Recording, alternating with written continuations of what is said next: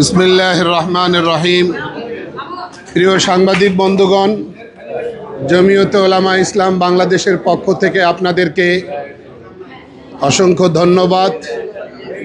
আজকে জাতীয় ঐকমত্য কমিশন সাংবিধানিক ও সংবিধিবদ্ধ 5টি প্রতিষ্ঠানের গঠন প্রক্রিয়ার এজেন্ডা নিয়ে আলোচনা শুরু করেছে রাজনৈতিক দলসমূহের সাথে।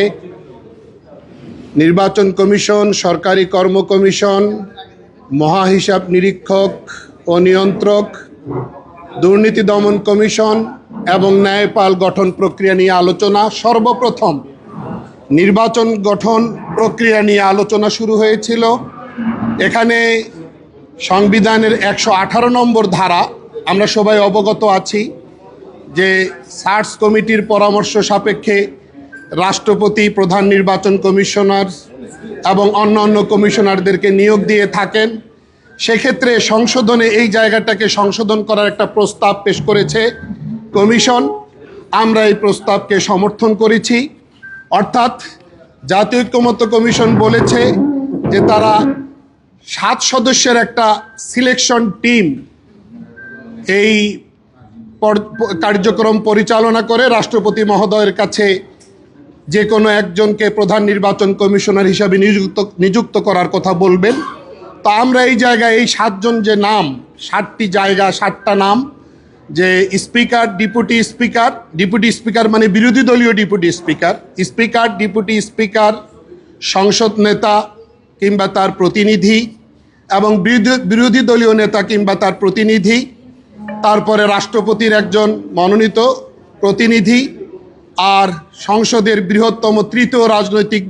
তৃতীয় বৃহত্তম রাজনৈতিক দল, আর প্রধান বিচারপতির একজন মনোনীত প্রতিনিধি। এই যে 7 জনের বাছাই কমিটি বা সিলেকশন কমিটির প্রস্তাব কমিশন করেছে, এই জায়গাটাতে আমরা জমিয়তে উলামা ইসলাম বাংলাদেশের পক্ষ থেকে বলেছি যে এটাকে 7 সদস্য বিশিষ্ট সিলেকশন কমিটি না করে 5 সদস্য বিশিষ্ট সিলেকশন কমিটি করা হোক। অর্থাৎ রাষ্ট্রপতি যেহেতু তিনি নিয়োগ দেবেন, উনি কিংবা ওনার কোনো প্রতিনিধি এখানে যুক্ত থাকবার কোনোই প্রয়োজন নাই। অনুরূপভাবে সংসদের 3য় বৃহত্তম রাজনৈতিক দলকে যদি এখানে যুক্ত করা হয়, তাহলে সেখানে একরকম একটা অনাকাঙ্ক্ষিত পরিস্থিতির উদ্ভব হতে পারে। ট্রেজারি বেঞ্চ তাকে নিয়ে টানাটানি করবে, অপোজিশন তাকে নিয়ে টানাটানি করতে পারে। সঙ্গত কারণে আমরা বলবার চেষ্টা করেছি যে এই 3য় রাজনৈতিক বৃহত্তম দলকে এখানে টানাটানি করার কোনো প্রয়োজন নাই, রাষ্ট্রপতির কোনো প্রতিনিধিকে যুক্ত করার প্রয়োজন নাই।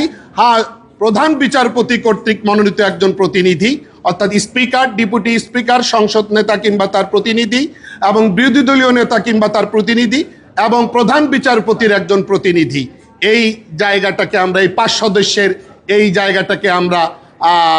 জায়গাটাতে সহমত পোষণ করেছি। সেই সাথে আমরা বলেছি এখানে 1/4 বা 5 জন একমত হতে হবে।